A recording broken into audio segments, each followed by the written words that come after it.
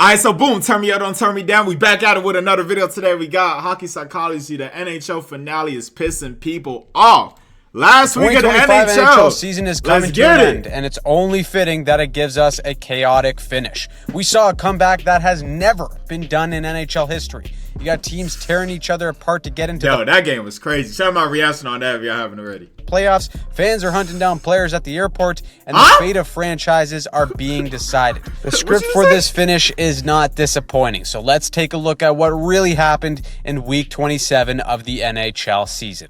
All right, let's get it. Monday, Ranger disaster. With the Montreal Canadiens being the team to temporarily run away with the last wild card spot in the East, the Rangers need one bad, being 6 points behind. But like it's gone all year for New York, they put up a stinker when they need it most. Nikita Kucherov, the forgotten MVP, puts up another casual three-point night again, and he's got more three-point games this season than he does with games without a point. What a sick individual. The Rangers lose 5-1, and the fallout is a mess. Afterwards, Coach Peter Laviolette was asked if he had a message to the team at this stage, to which he responded, "I've got no message right now. I don't go into the locker room after the game." Herb Brooks would be disgusted. Rangers right now. I don't. What you mean don't go into the locker room after the game, huh?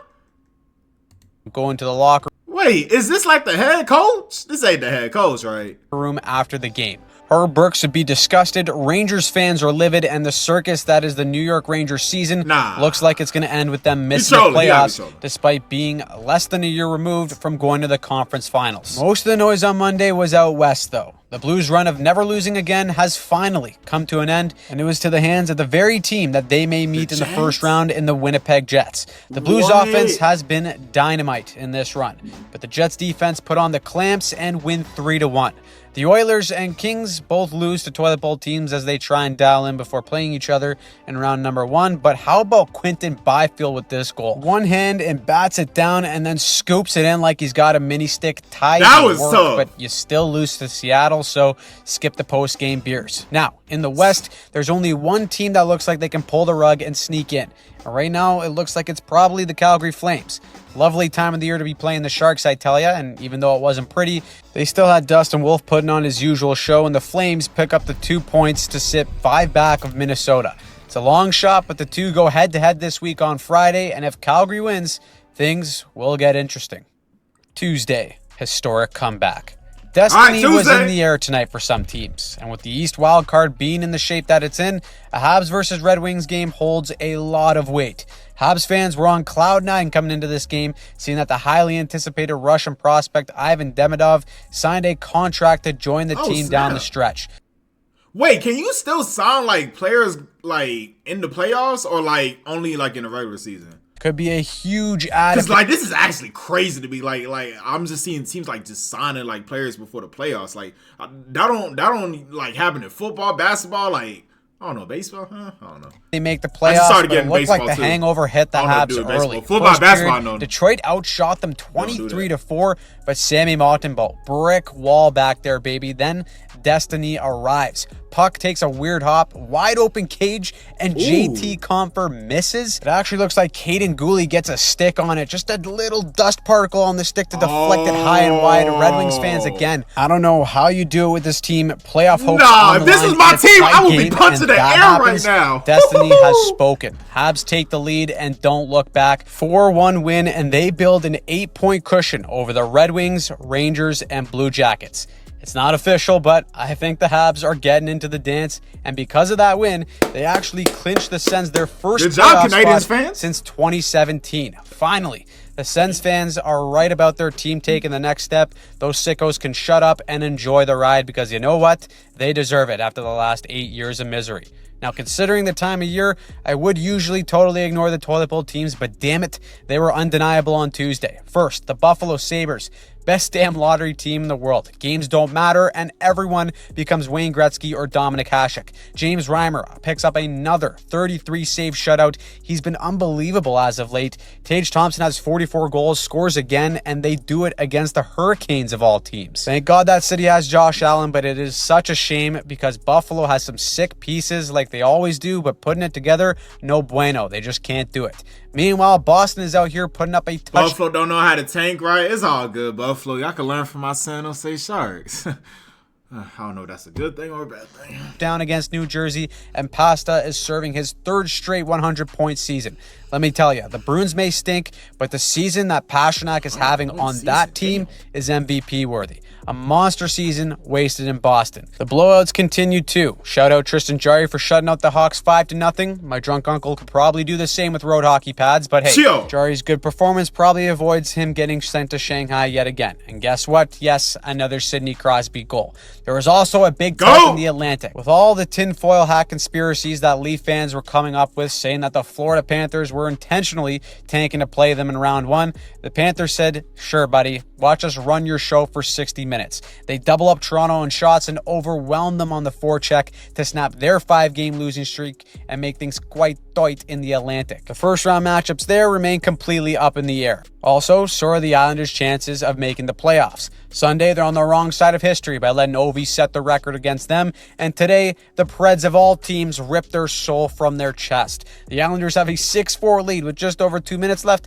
and the Preds scored twice to tie it up, and Svechkov, game winner.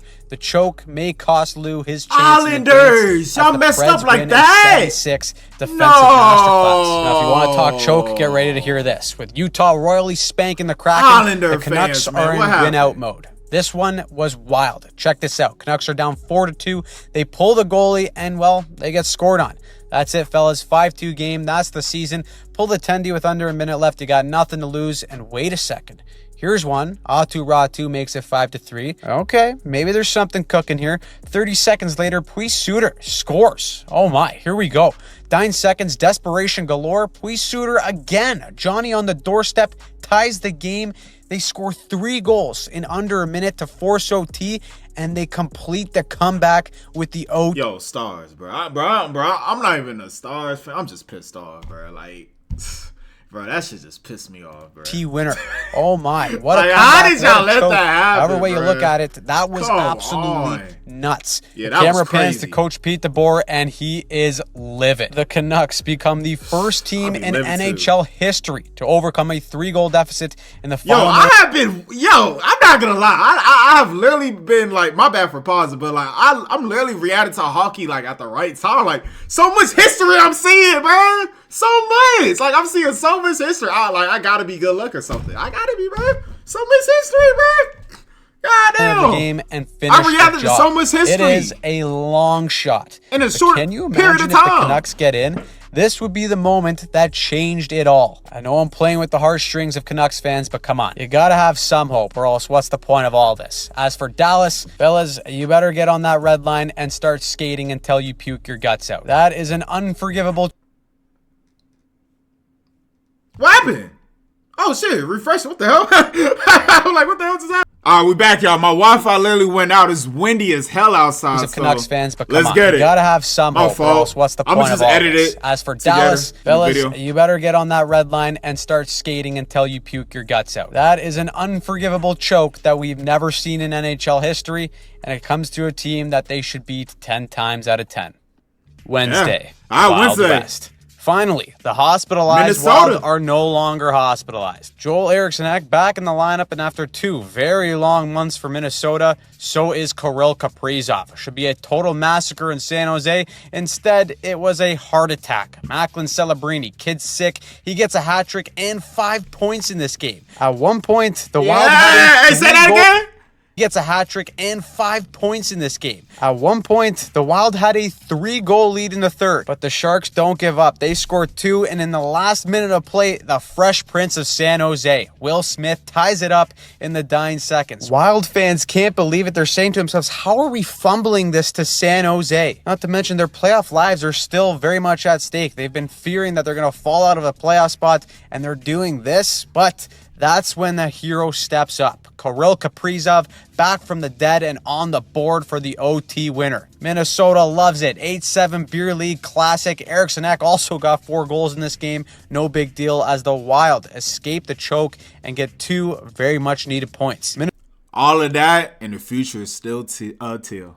Minnesota wasn't the only team to put up 8 goals either, as Philly dummies the Rangers. Tyson Forrester leads the charge with a hat trick, as all but 2 Flyers forwards record a point in this one.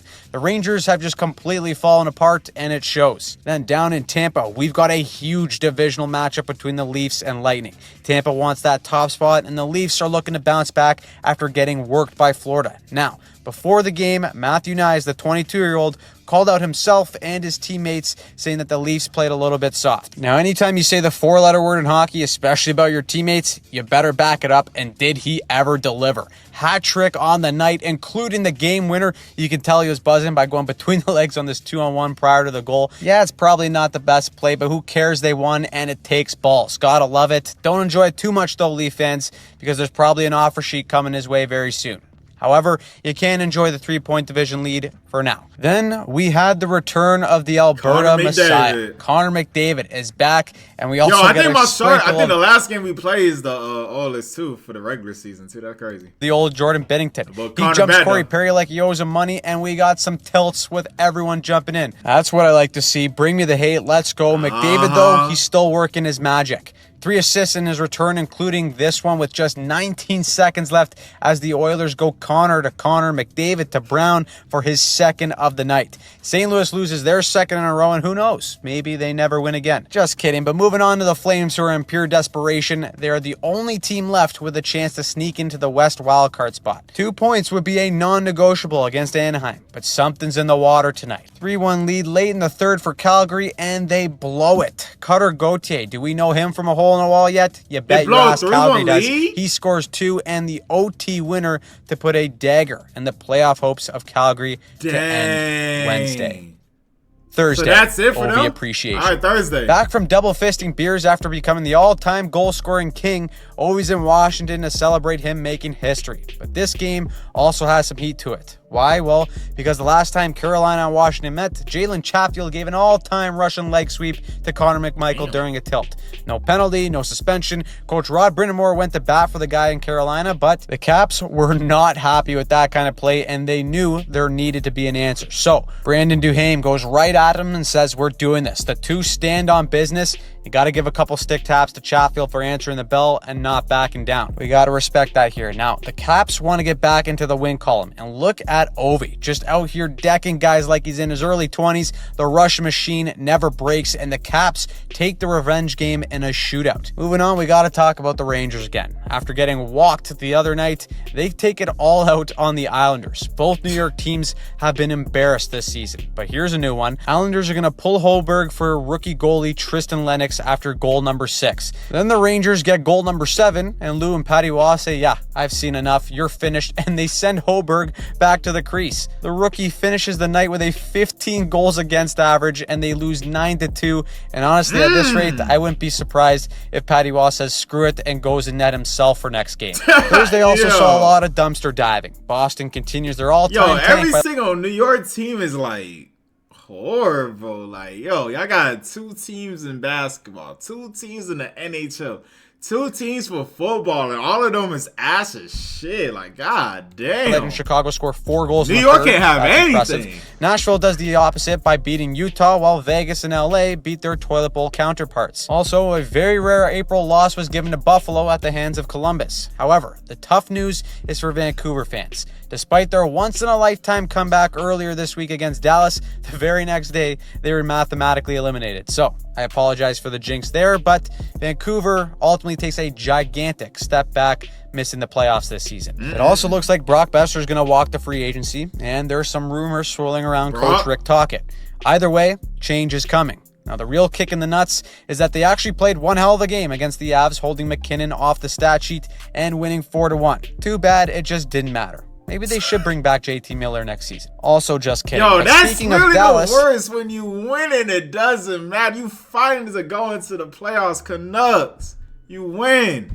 It doesn't even matter. All for nothing. Some red flags are popping up as of late. Man. Coming off the biggest choke of the regular season, they get shut out by the Jets. A little bit concerned if you're a Stars fan, especially because Miro Heiskanen probably won't be ready for round 1. As for the Jets, Connor Hellebuyck may very well be the first goalie to win MVP since Price did it in 2015. The sicko leads the NHL in goals against, save percentage, wins, and shutouts. I mean, come on. The MVP race is really tight, but what Connor Hellebuyck has done for the Jets is really hard to match. We also saw Brad Marchand finally get his the type first of goalie I need for my Don't care what anyone says, it still looks and feels wrong. The Panthers win, and Detroit fans get one step closer to being put out of their misery with the roller coaster that is this season.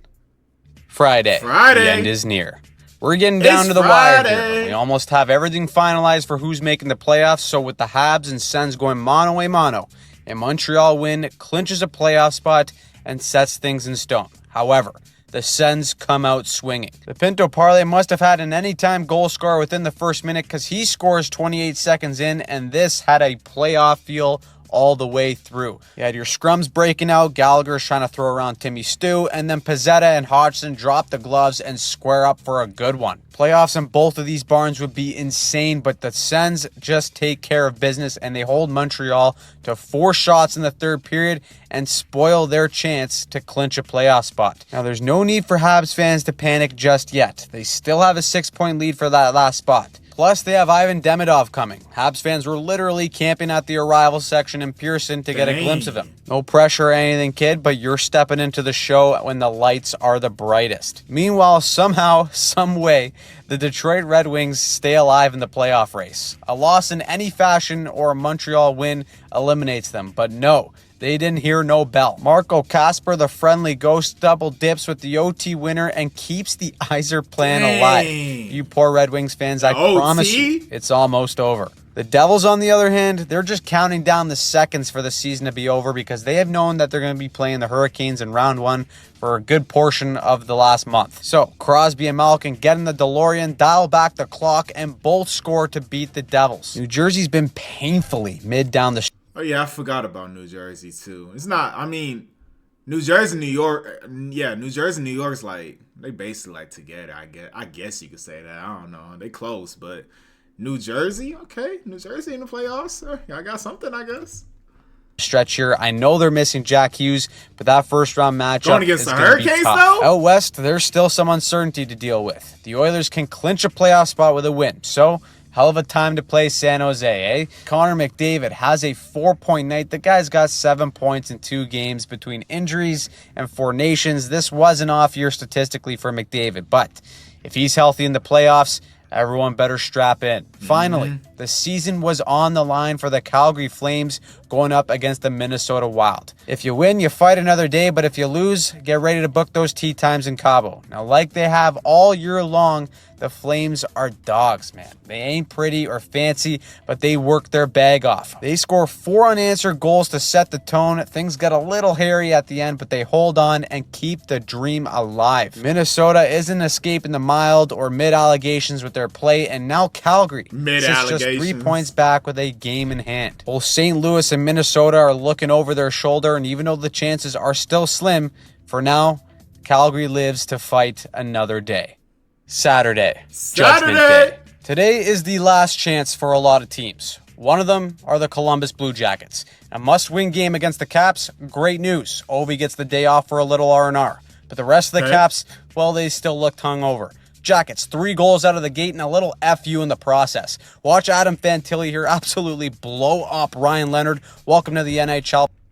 Watch Adam Fantilli here absolutely blow up Ryan Leonard. Welcome to the NHL, pal. And then Fantilli is going to come down and bury big dog stuff from him. And we got to fight. 5 different brawls take place, including Ryan Leonard getting back in the mix by dropping the gloves with Sean Corrali. The Caps were never in it. The Jackets come out and played like their lives depended on it because it did. 7-0 touchdown. The Caps better figure it out. I know they're riding the emotional high of Ovi breaking the goal record, but if they don't figure it out, there could be an upset in round 1. Then Judgment Day comes for both New York teams. First, lose Islanders go into a shootout. The Flyers send out Bobby Brink. He comes to the rink and wins the game. That officially eliminates the New York Islanders. Does this mean the end of the Lou era on the island?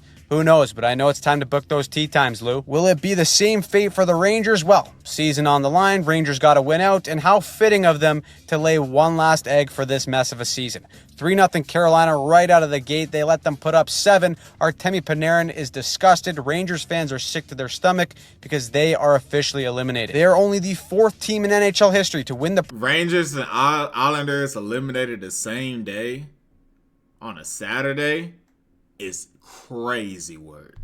President Trophy the previous season and then missed the playoffs the next. I also couldn't believe this stat when I heard it for the first time in NHL history. The Rangers, Penguins, and Bruins. First time in NHL history. I'm just looking out like it's like everywhere I turn is NHL history, man. All missed the playoffs in 1 year. Just an insane stat. However, all of it meant nothing if the Habs won in regulation and clinched the last spot. There's no Ivan Demigod just yet for Montreal, but there is a Jakub Dobish. 0-0 barn burner all the way through, but Dobish stands on his head, making 34 saves to get him at least a point. A single point doesn't make them clinch, and Mitch Marner is going to finish it in overtime. Montreal still has to sweat it out to end the season, but now the only team that can catch them are the Columbus Blue Jackets with a game in hand. The lead parade is fully on with the division lead, and they needed it because Florida is right on their heels. Oh, would you look at that? They're doing exactly what the Panthers do best heading into the playoffs. They're riding a 3-game win streak after beating Buffalo. Then, how about Cole Perfetti in the shootout? A little Datsuk variation with a 5-hole finish. Close your damn legs, son. The Jets beat the Bedards in a shootout and clinched the first spot in the West. That means that Dallas and Colorado are a go, baby. Both teams lost on Saturday, but we're getting the Rantanen Bowl. And also, potentially, the return of Captain Gabriel Landeskog for the Avs. 2 years out with an injury, and he's on a conditioning stint for the Avs AHL club, and he scored this weekend. We got 2 years out with an injury, and he's coming back right in time for the playoffs. Dallas. No clue what kind of version of Landeskog we're going to get in the NHL, but no matter what, it will be a massive boost for Colorado. Finally, both Minnesota and St. Louis could really bury Calgary's hopes of making it into the playoffs with a win tonight. One team does the job, and it's the Wild. The hospitalized Wild are now healthy, and the Canucks are going to unintentionally find a way to screw Calgary as Mats the Rat Zuccarello in OT, little backhand forehand, slick Rick ends it. They get a huge 2 points to build a little bit of a cushion. That means the Blues, well, they need to do the same. I was just joking at first, but is St. Louis ever going to win again? Because they need at least 1 or 2 more before the end of the season. They're able to at least get a point in the shootout, but they lose, which means that Calgary is still very much alive with a couple games in hand. St. Louis, after winning 12 in a row and setting a franchise record, have not won a game since. Could you imagine if they pull an Uno reverse and lose out and the Flames sneak in? It's not probable. Yo, that will be some crazy bad luck if that happens. But it is possible, and we may very well see it unfold. Sunday. The final pieces. With 9 games on for Sunday, everything is coming together. Some teams are playing for absolutely nothing except for a chance to screw up their tank job. At least that's how Boston fans feel after they beat Pittsburgh. Now, the Devils and Islanders doesn't matter either. Boston. Tell that to Adam Pelech. W-win. Watch this. Paul Cotter's shoulder goes square in the face of Adam Pelech, and he starts losing it. Leaking and everything. Rough couple of days to be an Islander. Rough finish to the season, but hey, at least they shut out the Devils. Meanwhile, the rest of the Atlantic is still playing musical chairs with where they finish. Timmy Stu for the Sens says how you like the 1T on one knee and gets the winner against the Flyers. That means that the Sens clinch the wild card 1 spot, and with the Leafs and Tampa both winning their games, it'll be either one of those 2 teams meeting Ottawa in round 1. Barring any classic Leaf choke, all they do need is just 1 more point to win the division, and we're all locked in for that Battle of Ontario. Habs fans, though, palms are getting sweaty. First, Columbus is the only team that can catch them, but they run the Cap show on Saturday, and even though Ovi's out here adding on to his record, Adam Fantilli may be becoming the most hated man in Montreal. He scores another 2 goals, and Columbus needs to run the table, and so far, they've done just that with their 4th win in a row. Now, the Habs just need 1 point against the Chicago Bedards on Monday to clinch, but you never know what can happen. Also, congratulations to the Winnipeg Jets for being the President Trophy champs. Unfortunately, with the way things have worked lately with the President Trophy, that does mean Jets secure franchise first President's Trophy. That they've been preemptively eliminated from the Stanley Cup playoffs. It's It's been 15 years since a President Trophy winning team has won the cup. They're looking to change that, but first, they got to know who they're meeting. And so we go to Calgary. Backs against the wall. If they lose, they're out. But what a great day to play the Sharks. 2-2 game, and Igor Sharangovich has a legacy game. Break the tie, gets the empty netter, and Calgary wins for the third time in 4 games to pull within 2 points of St. Louis for the second wildcard spot. The Flames will just not go away, and it is coming down to the wire in the final days for an electric finish. So what did you think of this week? Who disappointed you? Who pissed you off? Who do you think makes it in the wild card? Let us know in the comments down below. And yes, we will be dropping a playoff preview video for every single series. That includes how each team will expose each other in the first. Okay, playoff preview for each series. Y'all let me know if y'all want me to react to those. Those should be, honestly, I feel like I should react to those because it's going to give me a good idea on what to expect going into that series. But hey, man, hopefully I enjoyed the reaction, and I'm going to catch y'all in the next one, man.